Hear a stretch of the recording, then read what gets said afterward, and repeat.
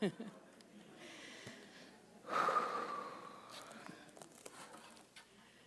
feeling good? How's the temp? Is it good? Is it warm? I'm warm. It's perfect? Yeah, well, not too cool. Okay, would you breathe with me, please? Take it in.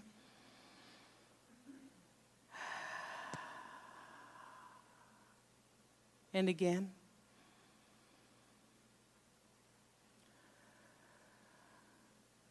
And one more time when you let it out audibly.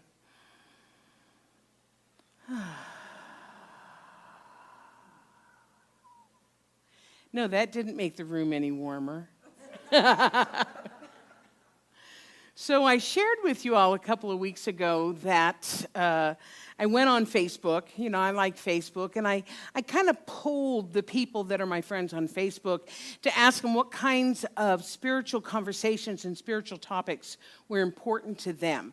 Because it's one thing for me to tell people what I think, but I want to hear from other people. What is it that's important to you? And I heard from a number of my colleagues who are tackling social issues that have to do with specific causes, things like gun control and Black Lives Matter and the Me Too movement. And although I'm a supporter of these causes very much in my own life, I just personally don't feel like it's my place to talk about on a Sunday. I'm just being real frank with you. So you will never, ever hear me talk about social issues here because I just don't feel like it belongs. I want to talk about spiritual stuff.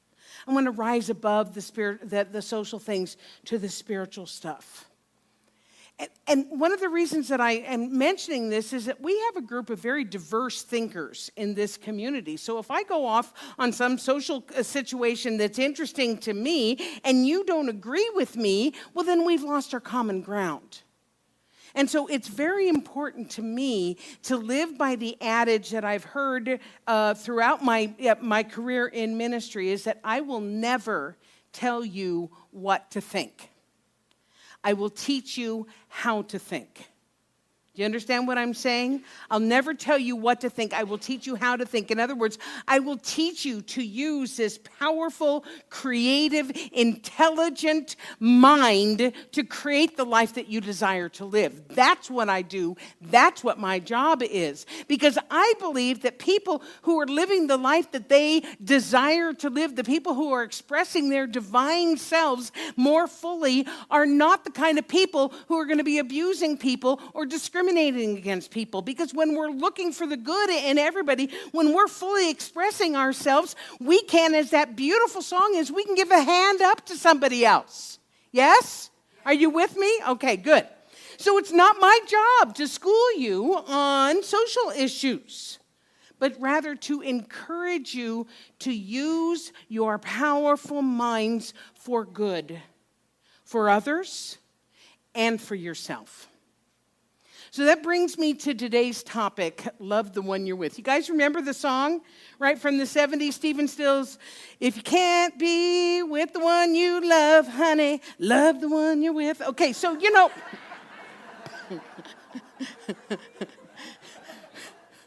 So I'm sure that for people back then, this was like the late 60s and early 70s, right? Many of you weren't born yet. Some of us were. Okay, and it was kind of an anthem for free love. Yeah. That, you know, yeah, my spouse isn't here, my partner's not here, but you look good. I'm just going to love the person, love the one I'm with, right? Or maybe it was a testament for living in the moment, right? You only live once, seize the day, carpe diem, as long as you don't seize the one next to you, but seize the day. There's no past, no future, so again, love the one you're with. Or maybe it's just, this is one of the ones I like, it's about opening your hearts. Opening your heart to everybody, kind of like looking through the eyes of love and seeing love, which is also a good song from the 70s, yeah? But the interpretation that I want to talk about today about love the one you're with, this was suggested by one of our own, Vivian Martin, one of our guest artists as well. And when she suggested love the one you're with, she said that the the one you're with is symbolizing the journey of self-love. Loving the one you're with, the one who lives inside of you, that part of you that makes you, you. The part of you that makes you unique. We talk a lot about love and self-love in this center because it's one of our basic teachings. One of the basic teachings is that each one of us is here and made of the essence of the divine. Do you understand what I'm saying by that? Each one of us is part of the essence of life, of love, of spirit, of God, of the universe, the source, whatever you want to call it. We are made of it. It made itself as us. We are here to express it because God is all there is. We can't be made of anything other than that. Yes? Are you with me? Okay. So this life force energy is living and breathing and expressing itself as us, each of us individually. I had a colleague once who said this: we are God at a local address. Isn't that nice? We are God at a local address. Put your hand here and say, I'm God at a local address. Feels good, doesn't it? That feels like an affirmation. So as such, we are absolutely deserving of love. And in particular, our own love. Our own esteem, our high regard for ourselves. Because if we do not love ourselves as authentically as we love other people, then we are dishonoring this life force energy that is expressing through us, made us, and living, knowing itself by means of us. We are dishonoring God when we dishonor ourselves. Now, if you're like me, incidentally, sometimes, folks, I got to tell you this, sometimes I do talks because I think it'd be good for you. Other times I do talks because I know it's going to be good for me. And you just get to hang out. This is one of those talks, okay? Because if you're like me, you're sitting there thinking, yes, I know God is all there is. Therefore, I'm a part of God. Yeah, I get it. But if you really knew who I was and the thoughts that I think and the things I've done, you would know that I don't deserve love quite as much as anybody else. Yeah? And I get that. I struggle with this myself. I struggle with this sometimes. I'm really, really good at seeing the good and seeing the God and seeing the love in everybody else. But I find that I withhold it from myself sometimes because, if you really knew. And yet, when we really get that our essence is pure, divine energy. When we get that we are here on purpose, that as the old saying goes, God don't make no junk.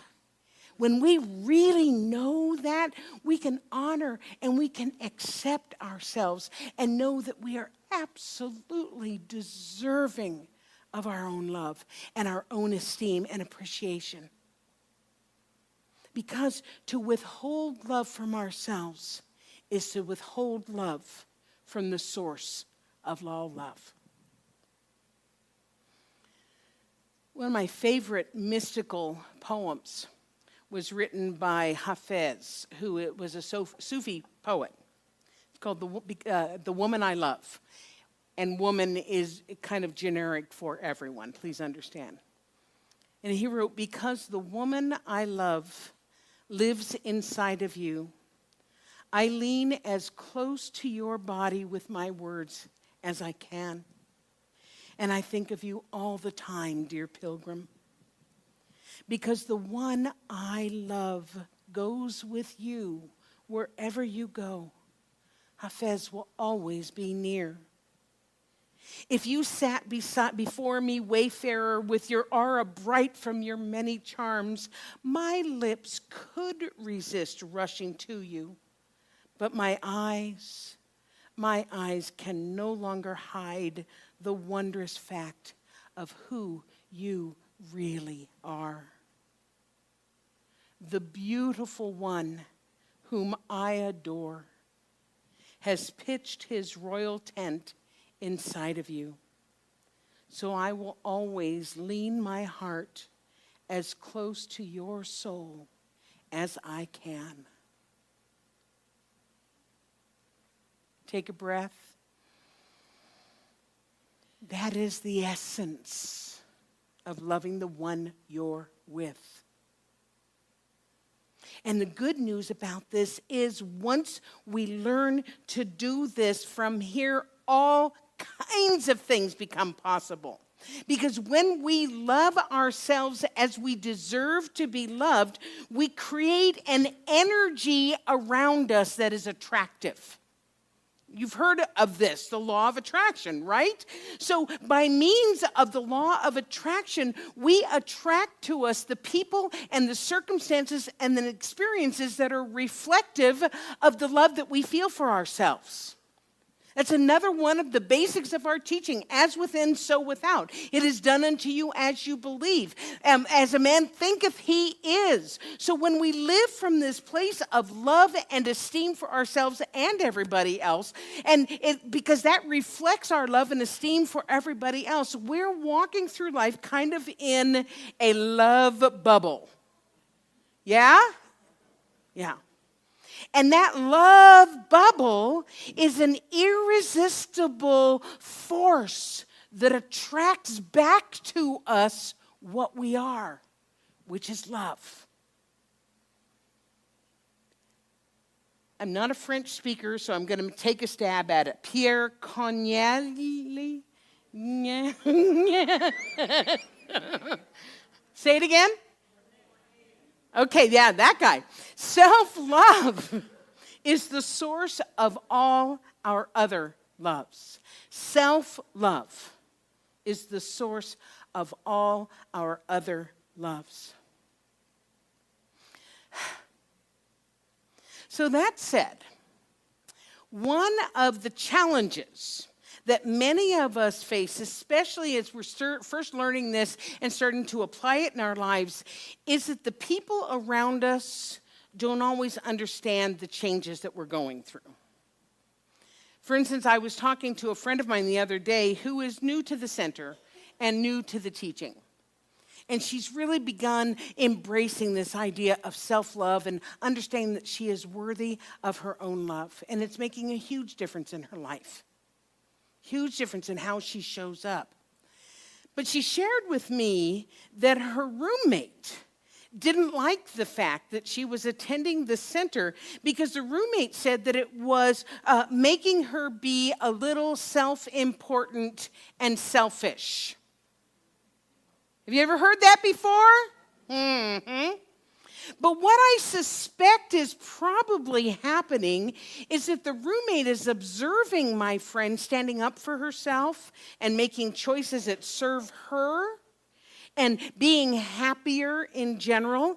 And because it's a change in the dynamic, it feels scary for the roommate. Therefore, it's named bad. Are you with me? Is this making sense? Okay. So on one hand, we have somebody who is blossoming with the knowledge that they deserve to be loved, and we have somebody else who is seeing it as selfish and self-centered. Yeah.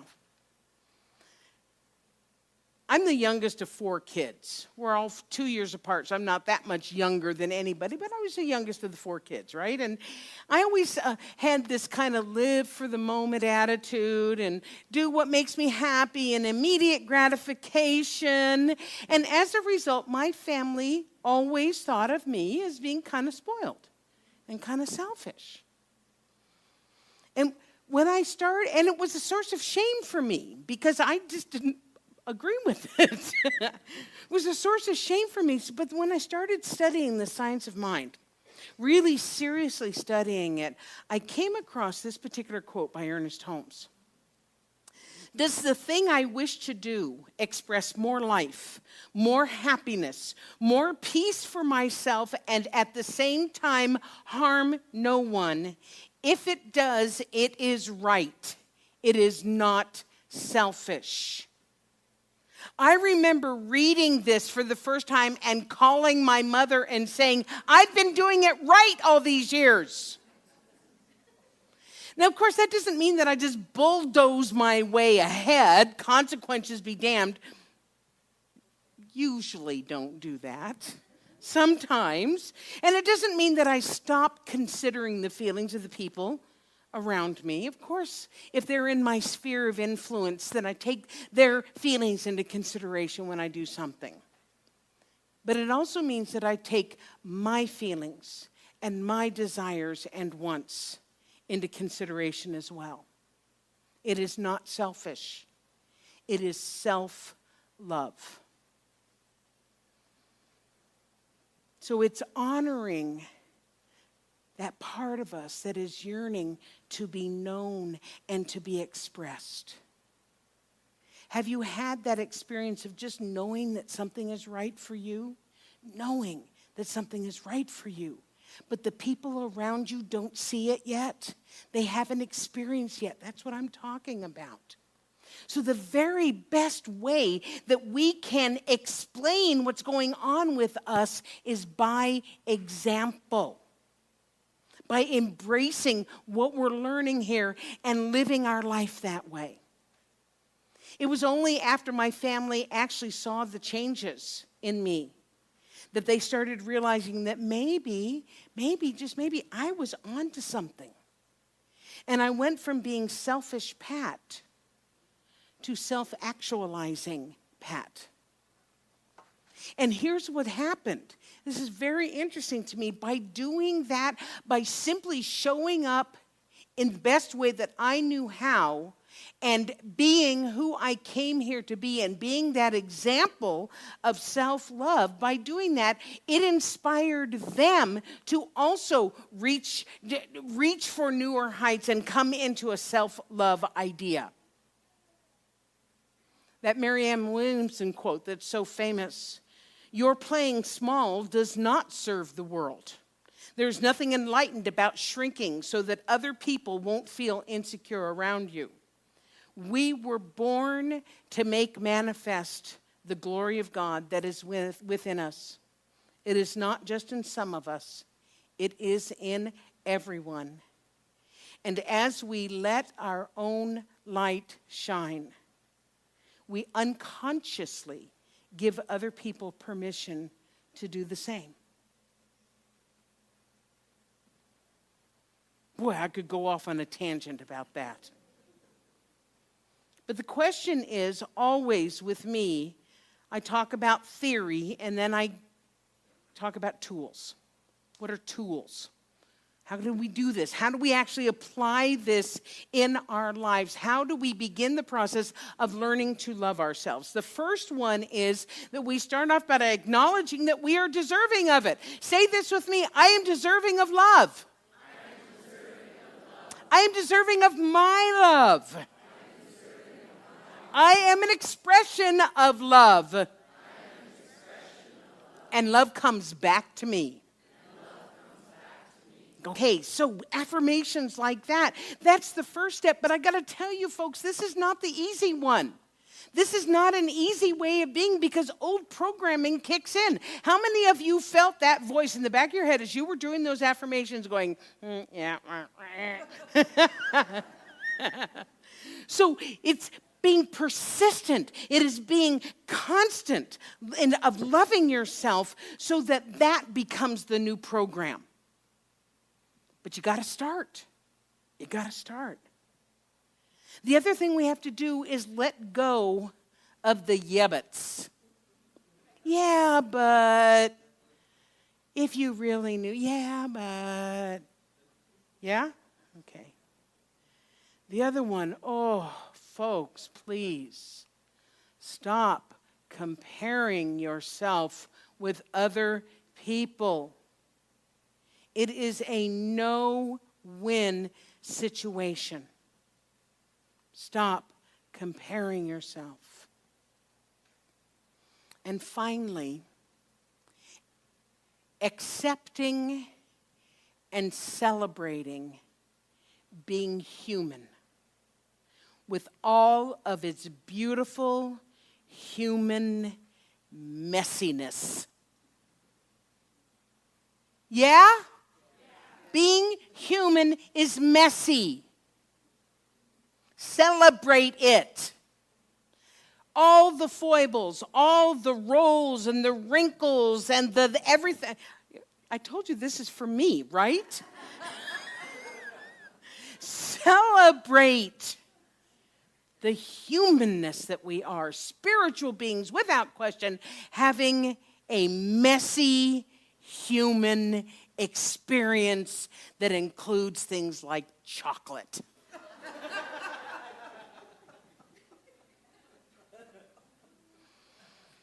So one technique that I have used in the past that has really helped me is to imagine myself, my small self, as a small child. How would I talk to myself as a child? How would I be with myself as a child? So we're going to actually experiment with that. So I'm going to invite y'all, all y'all, to come up. And we're going to have just a brief little visualization, if you're willing to play with me again today. So as they kind of make their way up, close your eyes if that's comfortable for you. Begin to focus on your breathing. Letting go of everything that has happened before. Letting go of wondering what it is that I'm going to have you do now. And just relax. And breathe. Feel yourself melting into the chair. Your body softening. You're absolutely safe here. No place you need to go, nothing you need to be doing.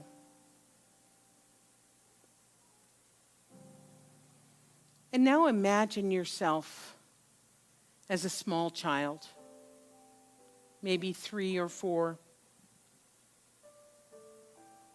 Allow yourself to see yourself as you were back then. Innocent, open, inquisitive, trusting.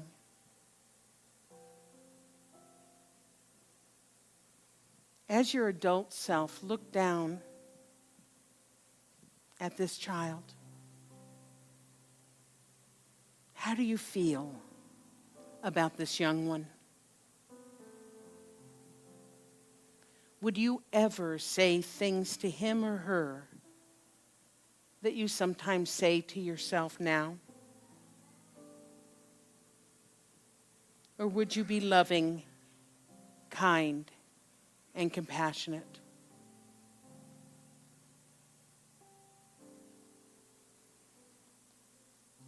Would you limit this child based on your limitations? Or would you be encouraging and assure them that they could do anything?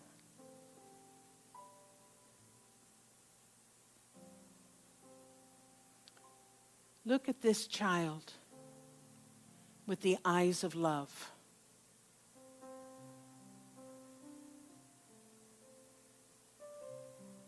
This is your essence. This is who you are.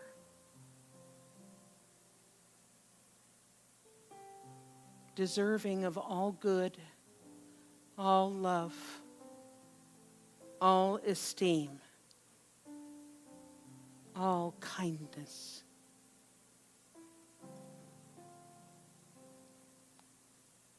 This is the one you love. This is the one you're with, the one you walk through life with.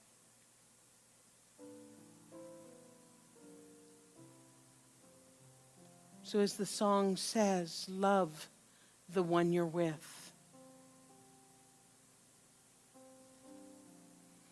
And if it feels appropriate, in your mind's eye, imagine yourself embracing this child with all the love, all the kindness in your heart.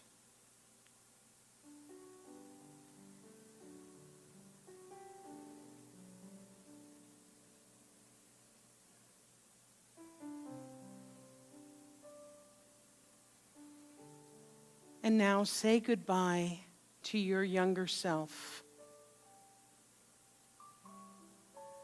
And thank him or her for helping you to realize and remember your truth. They are always with you. And you can always visit again. And so begin to become more aware of the room again. Start to become aware of the people around you. And when you're ready, go ahead and open your eyes as Jacob and our band sing a song for you. Please welcome them once again.